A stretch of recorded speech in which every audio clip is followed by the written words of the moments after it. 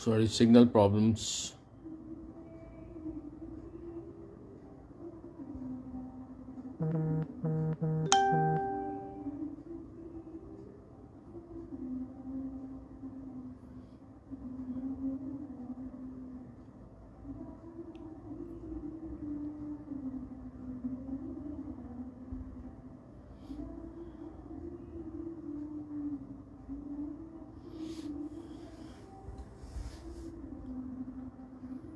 तो इन कंटिन्यूटी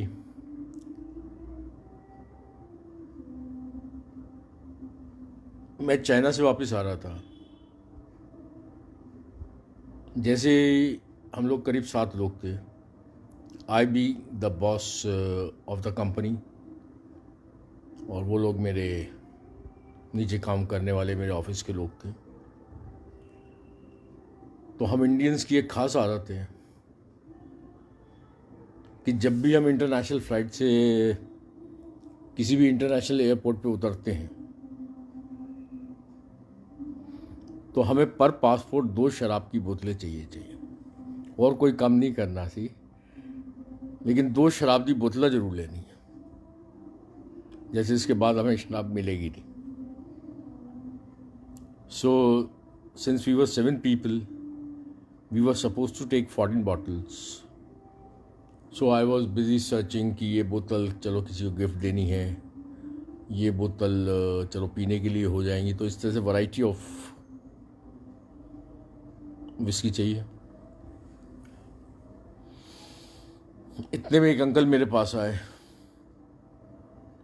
मेरा यहाँ कुर्ते के बटन टूट गए थे, ये मार्च की बात है। तो कुर्ते के बटन टूट गए थे, गुरुजी का स्वरूप बाहर लटक रहा था। उसने गुरुजी का स्वरूप देखा मेरा, तो मेरे पास आया, अंकल जय गुरुजी। मैंने भी अंकल से कहा जय गुरुजी। अंकल आप कहाँ से? मैंने कहा मैं आगरा से।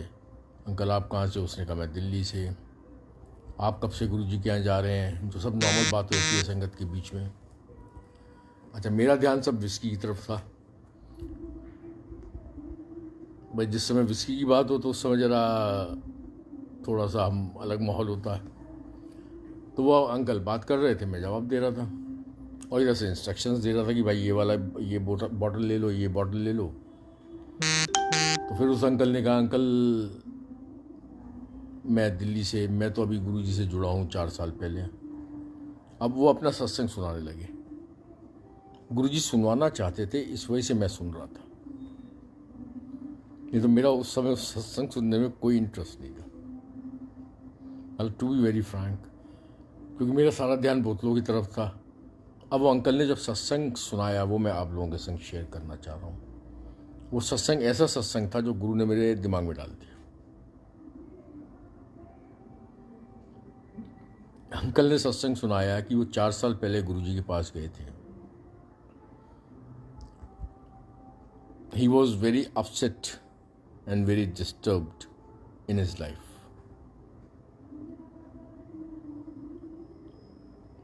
Since he was very upset and very disturbed in his life, गुरुजी के पास गए। धीरे धीरे बहुत सारी चीज़ें ठीक होने लगी। गुरु के ऊपर विश्वास बढ़ने लगा। 1 साल तक सब कुछ करीब करीब नॉर्मल हो गया। 1 साल बाद लाइफ ने फिर पलटी खाई, जो हम लोगों की यूपी की लैंग्वेज में बोलते हैं। Almost again U turn off the problems. Again जिंदगी ने यू टर्न लिया। अगेन जिंदगी में प्रॉब्लम्स बहुत बढ़ती चली गई। जितनी प्रॉब्लम पहले थी उससे ज़्यादा प्रॉब्लम्स हो गए। अब देखिए, 4 साल पहले गए, आई एम रिपीटिंग अगेन, 4 साल पहले गए, धीरे धीरे प्रॉब्लम्स कम होने लगी। एक आम इंसान मेरे जैसे, आप जैसे, हम सब आम इंसान हैं। हम लोग एक्सेप्शंस की बातें मैं नहीं करता। हम आम इंसान जब प्रॉब्लम्स कम होने लगती हैं या तकलीफ़ें कम होने लगती हैं तो हम लोग जय गुरु जी जय गुरु जी जय गुरु जी स्टार्ट कर देते हैं, और करना भी चाहिए और करते भी हैं। अब वही अंकल का सत्संग है कि जब प्रॉब्लम्स ख़त्म होने लगी, मंदिर डेली जाना शुरू कर दिया, और जैसी प्रॉब्लम्स फिर दोबारा से प्रॉब्लम्स ने बैक मारा तो कह रहे हैं गुरु गुरु मैं सब भूल गया, और गुरु जी के बड़े मंदिर जाना बंद कर दिया, सत्संग में जाना बंद कर दिया, सारा कुछ बंद कर दिया। जिस दिन उन्होंने मुझे सत्संग सुनाया उससे करीब 1 साल पहले कहते हैं कि अंकल मैंने तो 1.5 साल मतलब 2.5 साल से जाना बंद कर दिया था। 1 साल पहले 1 साल पहले मतलब आज से 2 साल पहले, आज से मार्च की बात है तो 2.5 साल पहले कह रहे मेरी माँ का नी में प्रॉब्लम हुई, नी ट्रांसप्लांट होना था, तो फाइनल आउटकम वाज कि नी ट्रांसप्लांट होना है, और सर गंगाराम हॉस्पिटल में फाइनली ओटी के लिए टाइम लेना है और उसके लिए फीस जमा करानी है। तो माँ ने सुबह कहा कि बेटा अभी रुक जा, मैं सोचती हूँ कि मैं बड़े मंदिर जाऊँ, वहाँ माथा टेकूँ। तो कहता उस दिन मैं ज़बरदस्ती दोबारा 1.5 साल के बाद अपनी माँ को लेके बड़े मंदिर पहुँचा। तो गुरुजी के दरबार के सामने जो बेंच पड़ी है वहाँ कह रहे मेरी माँ लंगर के बाद बैठ गई। नेक्स्ट डे फिर मैंने कहा माँ छोड़ मंदिर को, अब मैं पैसे जमा कराता हूँ। अगेन माँ ने कहा नहीं मुझे आज फिर बड़े मंदिर जाना है। अगेन वो माँ को लेके बड़े मंदिर गया, और फिर माँ वहाँ बैठी रही। रात को जब वो अपने घर में वापस आई, अपना सो गई माँ, रात को गुरुजी ने उसकी माँ को दर्शन दिए हैं।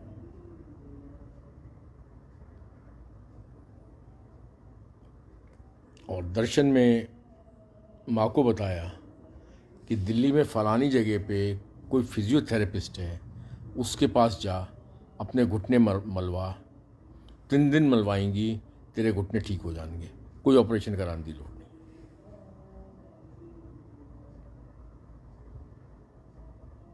तो as per Guruji instructions in दर्शंस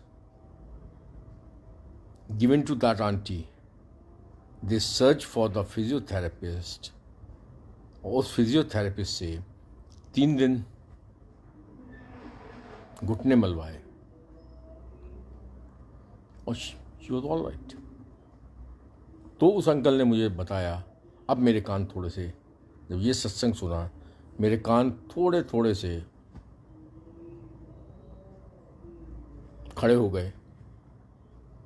फिर अंकल ने मुझे बताया, अंकल अब बताओ मैं गुरुजी को कैसे नहीं मानूं, मेरे जीवन में प्रॉब्लम्स वैसे ही हैं, I am suffering with the same problems, मेरे जीवन की प्रॉब्लम खत्म नहीं हुई। लेकिन कौन है जो दर्शन में आके बता सकता है, कौन है जो दर्शन में आके बताएगा कि फलाना फिजियोथेरेपिस्ट उसके कोल चली जा। 2018 की बात है, जब गुरुजी शरीर में नहीं थे, मैं उसकी उस टाइम की बात कर रहा हूँ, शरीर छोड़े हुए उनको 11 साल हो चुके। कौन बताएगा कि फलानी जगह चली जा, उत्तर फिजियोथेरेपिस्ट है, वो तेरे घुटने ठीक करेगा।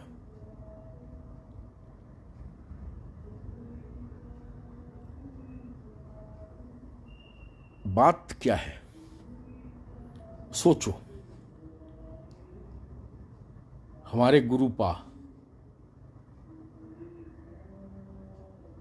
हमारे गुरुजी कितना ज़्यादा हमारी ज़िंदगी में इन्वॉल्व है, उनकी इन्वॉल्वमेंट कितनी है, हर पल उनकी इन्वॉल्वमेंट है। शायद जितने भी लोग सत्संग सुन रहे होंगे, ज़्यादा तो नहीं बोलता हूँ, लेकिन उसमें से 50 to 60 70% लोग किसी ना किसी रीज़न से अपसेट होंगे। मैं भी अपसेट हूँ। मेरी बहुत सारे रीज़न से अपसेट होने के, और सोचूं तो कोई भी रीज़न नहीं अपसेट होने का। ऐसी मैं उस अंकल के सत्संग की बात कर रहा हूँ। जीवन की प्रॉब्लम्स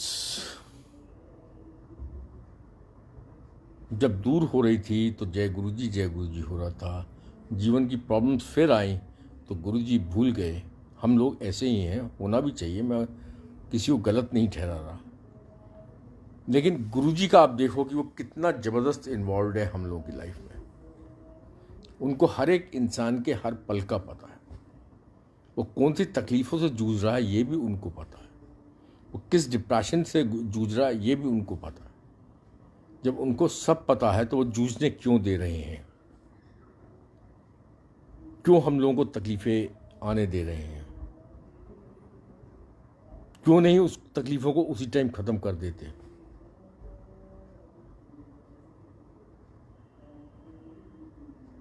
क्यों वो टाइम लेते हैं।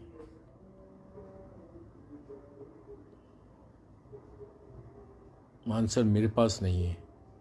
इन सब चीज़ों का एक ही आंसर जो मुझे समझ में आता है, गुरु जी की कुछ वाणियाँ सुन लें हम, गुरु की कुछ बातें समझ लें हम, तो आंसर एक ही समझ में आता है कि गुरु हमारी किताब को साफ कर रहा है। He is cleaning our book. वो हमें उस डायरेक्शन में लेके जा रहा है, उस तरफ लेके जा रहा है जहाँ खुशियाँ ही खुशियाँ हैं। थोड़े से कष्ट के बाद खुशियाँ ही खुशियाँ हैं। मैं मेटेरियलिस्टिक चीज़ों की बात नहीं कर रहा हूँ। वो तो गुरु ने जो देना है, जो आपके भाग्य में है, वो आपको मिलना है। गुरु की ब्लेसिंग्स, गुरु के ऊपर विश्वास, गुरु के ऊपर फेथ,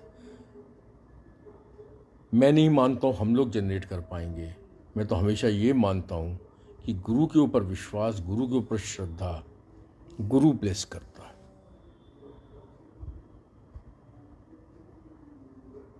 कई बार शायद हमारे वो टेस्ट लेता है, जैसे उस अंकल की मैं बात कर रहा हूँ। उस अंकल के वो टेस्ट लिए कि तू, जब तेरी प्रॉब्लम मैंने दूर कर दी, उस समय तो तू मेरे गुणगान गाने लगा, जब प्रॉब्लम दोबारा आ गई फिर तू ये छोड़ के चला गया। ये गुरु के टेस्ट होते हैं। गुरु आपसे नाराज़ नहीं होता, ये भी मैं आपको बहुत क्लियर बता दूँ। मेरा गुरु इतना बड़ा है, वो किसी से नाराज़ नहीं होता। आप छोड़ के जाओ, आप दोबारा जुड़ जाओ, आप गले लगाओ और फिर नाराज़ होके बैठ जाओ, गुरु को हमारी कमज़ोरियाँ पता है। He knows our emotions, our sentiments. इसीलिए गुरु ने मनुष्य के रूप में जन्म लेके उन चीज़ों को खुद भी झेला है, क्योंकि हम लोगों के कष्ट अपने ऊपर जब लेते थे, तकलीफ़ें लेते थे। गुरु ने भी सारे इंसानी काम किए हुए हैं, लेकिन वो कभी कभी हमारे जो टेस्ट लेते हैं, मैं संगत से बस यही रिक्वेस्ट करूँगा, मुझे नहीं पता कब लेंगे। प्रॉब्लम में भी अपने गुरु पे विश्वास तो नहीं बोलूँगा मैं, क्योंकि विश्वास गुरु देता है। बस जुड़े रहो। जैसे मैं बड़ा अपसेट जब होता हूँ और 2 पैक विस्की पीता हूँ, मैं तो अपना बता सकता हूँ, मुझे दूसरों का नहीं मतलब। जब मैं अपसेट होता हूँ और 2 पैक पिए होते हैं, फिर मैं इनके स्वरूप की तरफ देखता हूँ और गुरु जी बहुत गंदे हो, तुम बहुत गंदे हो, थानू अपसेट ही कर दे रहे, सड़क कुछ कर दे ही नहीं हो, कम ही नहीं कर दे, बहुत गंदे हो। और फिर वही गुरु से लाड करते हैं। यही ज़िंदगी है मेरी और मेरे गुरु की।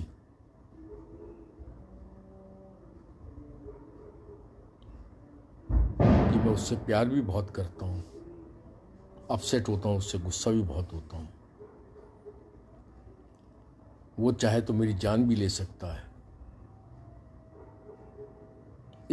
इस हद तक मैं भी जा सकता हूँ, क्योंकि गुरु जो करेगा वो अच्छा करेगा। तो जिस भी अंकल ने लिखा था, मैं यही कहूँगा, अंकल गुरु पे भले विश्वास आपको हो या ना हो, कोई फ़र्क नहीं पड़ता, बस इनको निहारते रहना, सब कुछ ठीक हो जाएगा। जो आपके लिए अच्छा होगा वो गुरु 100% करेगा। कुछ मत करो, गुरु के स्वरूप को निहारो, उनसे अपने दिल की बातें करो, जो कि उनको सब पता है, लेकिन तुम अपनी भड़ास भी तो निकालोगे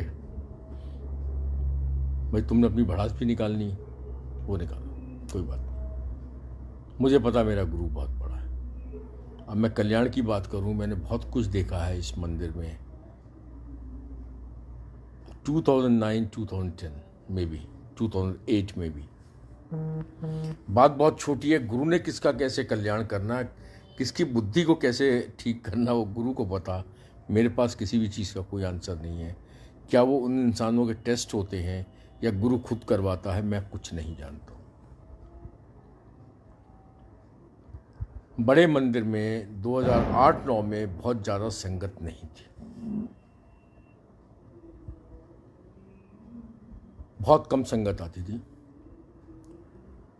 बट नई संगत ने बहुत आना शुरू कर दिया था। That way you can say, like अगर मैं बात करूं तो 2007 में जब गुरुजी ने शरीर छोड़ा था तो छोटे मंदिर में 250-300 संगत आती थी। और शरीर गुरुजी के त्यागने के बाद, जिस दिन गुरुजी ने शरीर त्यागा था, उस दिन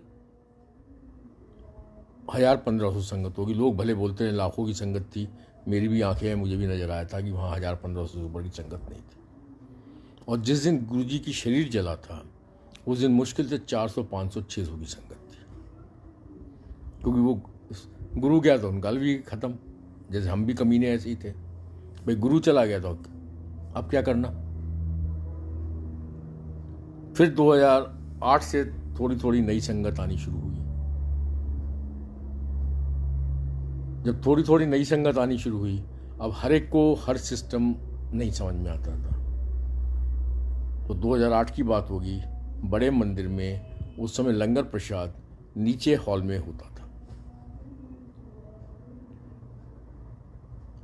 लंगर प्रसाद में एक कोई नई संगत बैठी थी, 3 कोई सेवादार बैठे हुए थे मंदिर के। लंगर प्रसाद जब सर्व हुआ तो एक थाली 4 आदमियों की आई, जिसमें 3 सेवादार और एक नई संगत, चारों बैठ के लंगर खा रहे थे। अब जो नई संगत आई थी,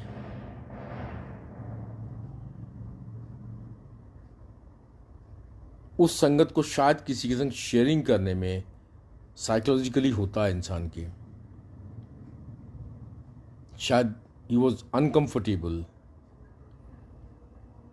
और ही वॉज सिक और he was ill, whatever may be the reasons. Langar खाते खाते ही वॉमिटेड लंगर की प्लेट में।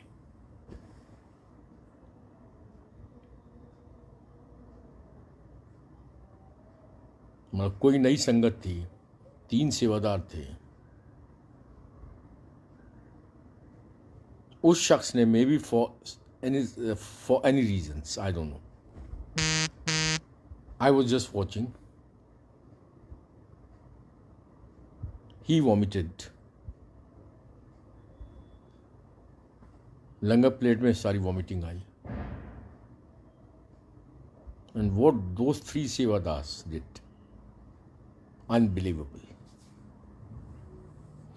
अब ये गुरु की लीला है या उन सेवादारों की परीक्षा थी, या गुरु किस हद तक की परीक्षा लेता है, हमारे किस हद तक के टेस्ट लेता है, मुझे नहीं मालूम। वो 3 सेवादारों ने वो वॉमिट किया हुआ लंगर प्रसाद चाट चाट के खाया। Can you believe it? Can you think of it? I can't. It was just unbelievable for me when I saw that kind of scenario in front of me. सोच भी नहीं सकते करना तो बहुत दूर की बात है। क्या उन सेवादारों के टेस्ट थे? जैसे कहते हैं लंगर प्रसाद की एक एक बोटी खा, मतलब एक एक दाना खाना चाहिए। उन तीनों के टेस्ट अगर गुरु ने लिए तो टेस्ट में 1000% पास हुए। क्या उनकी श्रद्धा थी? वो 100% श्रद्धा में पास हुए। क्या उनका गुरु के प्रति विश्वास था? वो 100% विश्वास में पास हुए। मैं उस लायक नहीं हूं। हम में से, आप में से कितने लोग होंगे मुझे नहीं पता।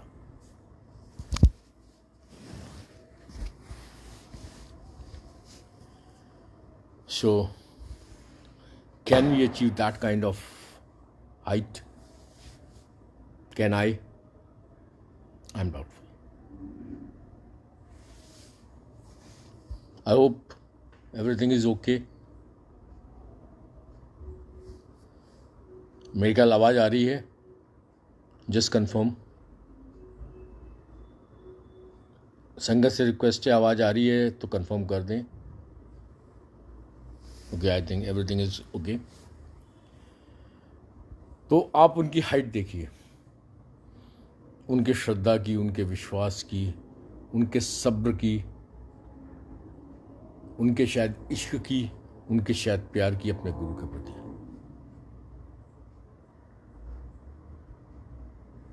शायद मैं तो नहीं कर पाऊंगा, मतलब मैं तो अभी से हैंड्स अप कर देता हूं, मैं नहीं कर पाऊंगा।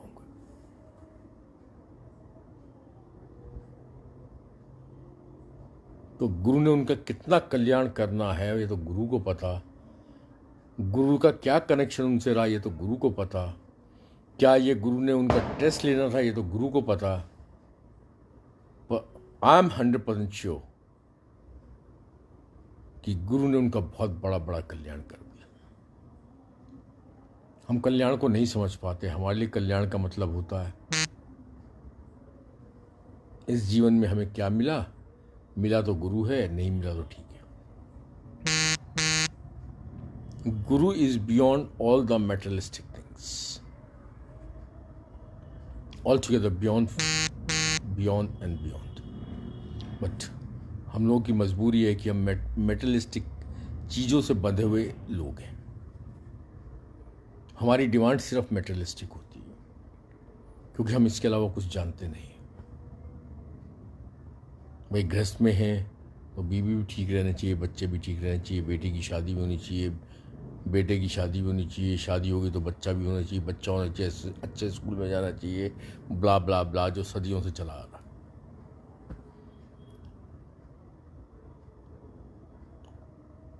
और गुरु की हमारे लिए जो एक प्लानिंग है वो हमारी सोच से बिल्कुल अलग होती है। और फैक्ट ये है कि उसको हम नहीं समझ सकते।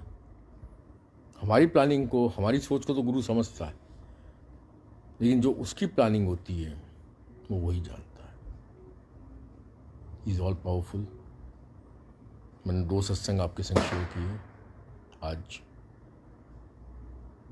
जिसमें गुरु दर्शन दे के बताता है कि फलानी जगह पे एक फिजियोथेरेपिस्ट है, उसके पास चली जा, 3 दिन मसाज कराएंगी, तेनू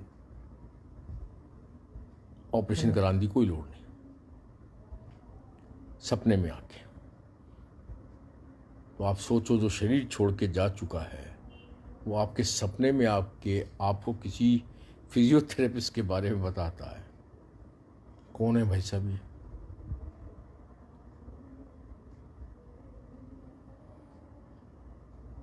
ये है मेरा गुरु।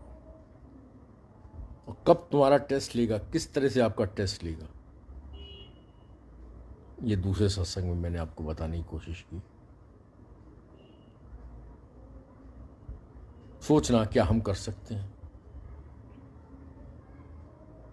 बहुत मुश्किल काम।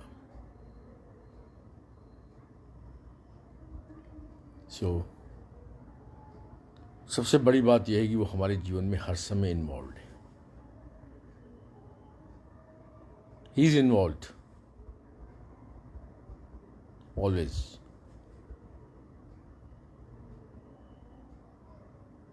We should be happy for that. देखिए, तकलीफ़ें आना जीवन का पार्ट नहीं है, वो हमारी डेस्टिनी में लिखा है। It's a destined for us. गुरु उस डेस्टिनी को चेंज करता है। कैसे करता है, किस तरह से करता है, कौन सी तकलीफ़ें देके करता है, कौन से दुख देता है, कौन से उसकी जगह से सुख देगा, मालिक को पता। जो दुख है वो तो हमारी ज़िंदगी में डेस्टाइन्ड है, हमें मिलने हैं। गुरु उनको कम कैसे करेगा वो मालिक को पता, मुझे नहीं पता। क्यों कम करेगा वो भी मालिक को पता है।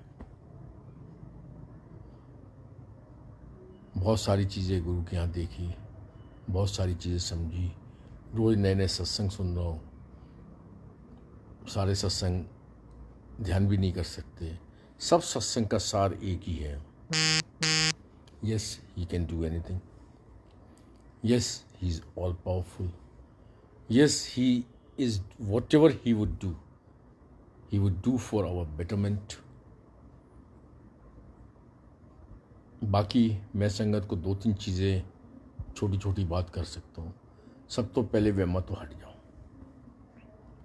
किसी वहम में मत पड़ो। सिर्फ और सिर्फ गुरु की तरफ देखो, बाकी सब भूल जाओ।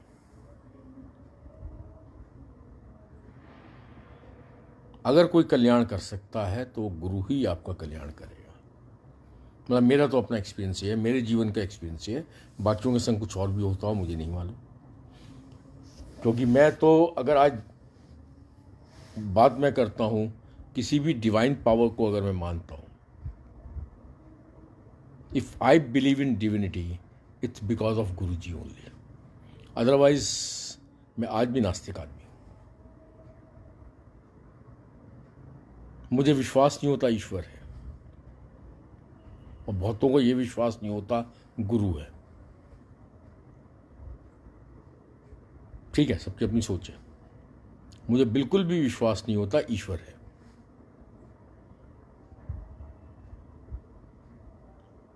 क्योंकि गुरु ने इतने ड्रामे दिखाए हुए हैं मुझे, बहुत सारी संगत को, उसके बाद मेरे पास कुछ डाउट ही नहीं रहता कि ही इज़ एवरीथिंग।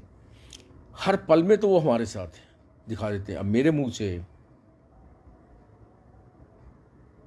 2009 में गुरुजी ने दिखा दिया, मेरे मुंह से ब्लड निकलता हुआ दर्शन देके। 2010 से मुंह से ब्लड निकलना शुरू हो गया, कभी दिन में 2 बार, कभी 3 बार, आधा कप, पौना कप एक टाइम पे।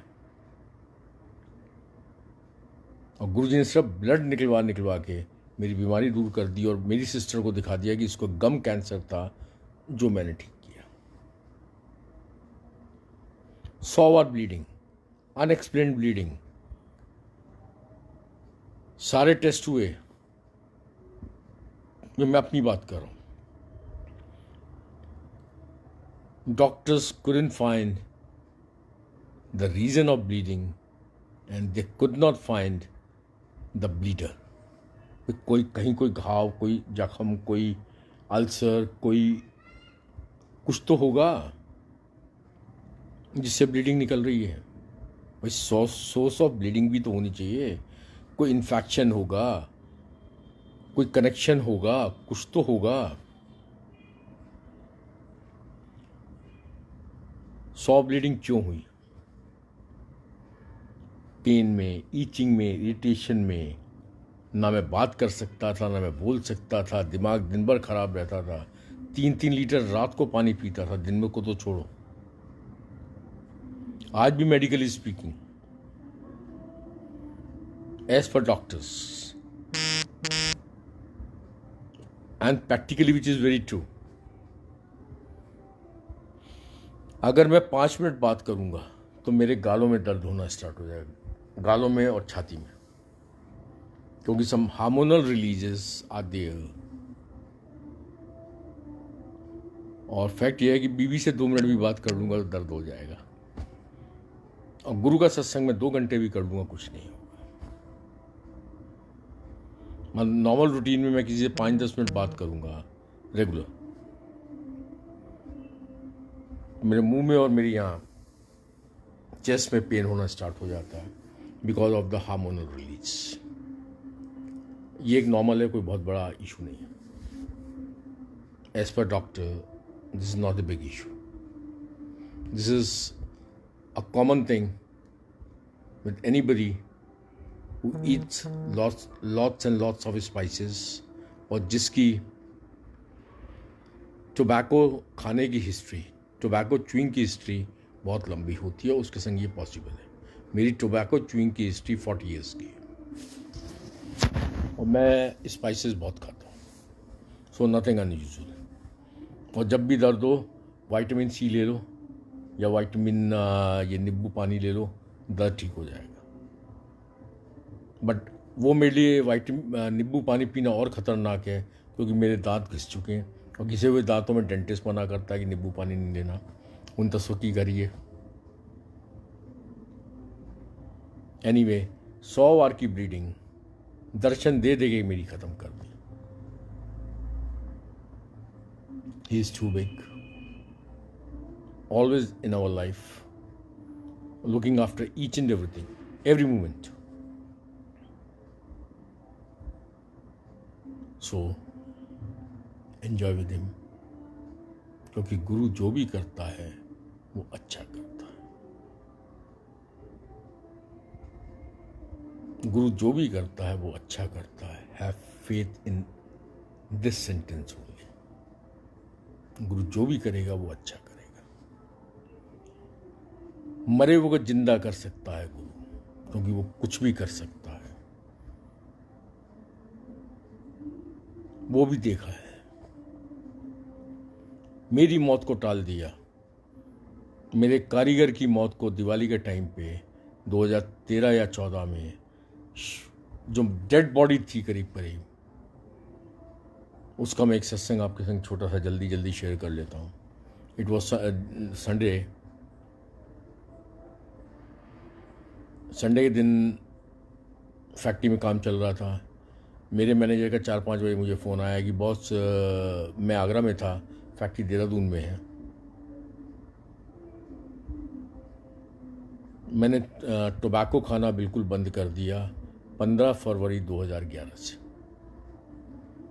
और 23 जुलाई 2011 मेरे जीवन का आखिरी दिन था जो गुरु ने मुझे लीज ऑफ लाइफ दी। सबसे बड़ी बात यह है कि 15 फरवरी 2011 when I was in Goa, I threw the packet of tobacco casino जाते हुए। I am very fond of casinos, I want to enjoy my life and with the blessings of my guru ji, yes. वो कहते थे ऐश करो, मजे करो, चंगा बंदा बन, चंगे काम कर, किसी का बुरा नहीं करना, कर सकता अच्छा करी, बस जा। जो गुरुजी ने मुझे बोला वो जा। एक आध 2 पैक विस्की मारनी है, ज़्यादा नहीं पी। So I never take more than 2 packs, 1 or 2। जा एक आध 2 पैक पीने, ज़्यादा नहीं पीनी। ये गुरु नहीं मिल सकता, प्रैक्टिकल गुरु जो सब कुछ अपने आप करता है।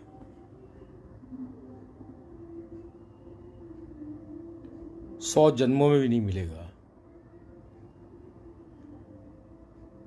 हमेशा अपनी गोदी में बिठा के जो ऐश कराता है, अगर उसमें कभी कभी कुछ प्रॉब्लम्स आ जाए तो घबराना नहीं, एंजॉय करना। मैं अपने कारीगर का सत्संग सुना रहा था, दिवाली का टाइम था, संडे को मेरा मैनेजर देहरादून फैक्ट्री में बैठा था, मैं आगरा ऑफिस में बैठा था, तो उसका फ़ोन आया, बॉस कारीगरों ने काम बंद कर दिया, मैं चला जाऊँ। मैंने तो ही बैठा रहे।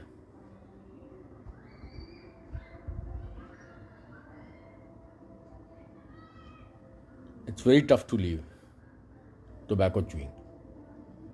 अंकल का एक मैसेज आ रहा है, बहुत मुश्किल है टोबैको च्यूइंग को छोड़ना। मैं 40 साल का एडिक्ट था। जब मैं 8 साल का था, जब से मैं तंबाकू खा रहा था, और जाके मैंने 15 फरवरी 2011 को छोड़ा है। So it's more than 40 years, it's 45 years of tobacco history.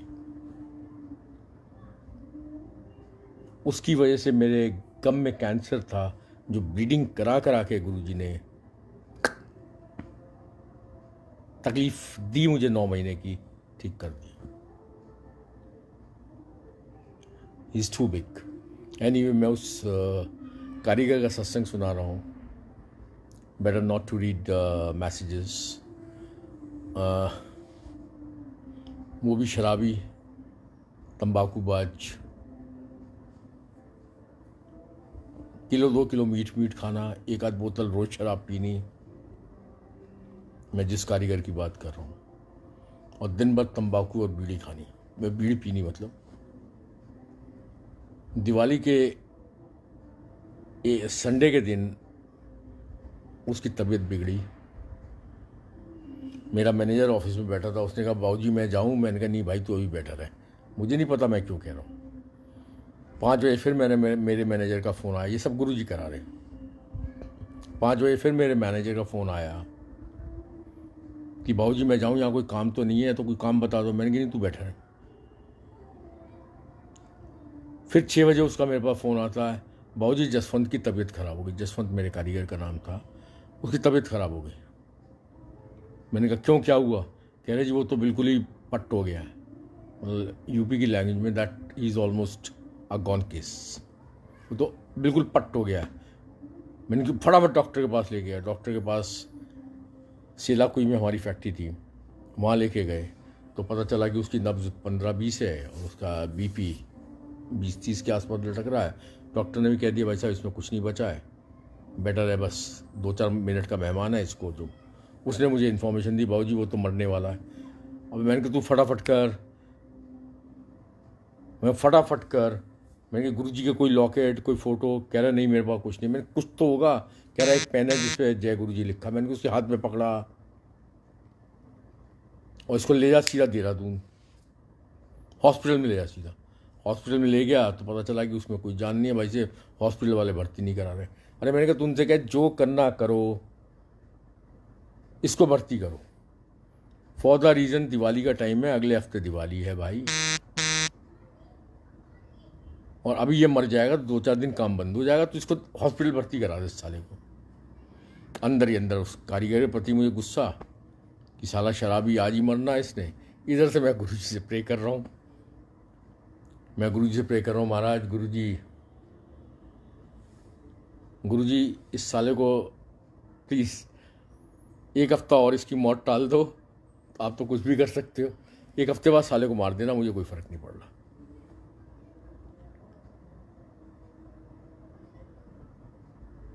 मतलब मेरी प्रे क्या है, हम लोग बहुत कमीने हैं, हम सेल्फिश हैं, और होना भी चाहिए। हम इंसान हैं, हम सेल्फिश हैं। तो मैं उससे प्रे कर रहा हूँ, गुरुजी इन्हों 1 हफ्ते बाद मार देना प्लीज़ गुरुजी। जय गुरुजी, ओम नमो शिवाय गुरुजी सदा साय, ओम नमो शिवाय शिवजी सदा साय। इस कमीने ਨੂੰ 1 हफ्ते बाद मार देना। उन मैनू भाई साहब ये मर जाएगा, मेरी फैक्ट्री 2-4 दिन बंद हो जाएगी, सप्लाई नहीं होगी। So I was thinking that, and next day morning at 8 AM वो बंदा, वहाँ नर्सिंग स्टाफ से उसकी लड़ाई हो रही है, हॉस्पिटल में ICU में बैठ के बीड़ी पी रहा था, जिसकी शाम को डॉक्टरों ने जवाब दे दिया था, this is my Guru, nothing is coincidence, all his work. Hope सबको ब्लेस करेंगे। जय गुरु जी, सबको गुरु जी ब्लेस करेंगे। करते हैं, करेंगे नहीं, करते हैं, करते रहेंगे, करते थे। एज पर आवर कर्मास, जो हमारे भाग्य में लिखा है उससे बहुत बेटर करेंगे नहीं, करते हैं।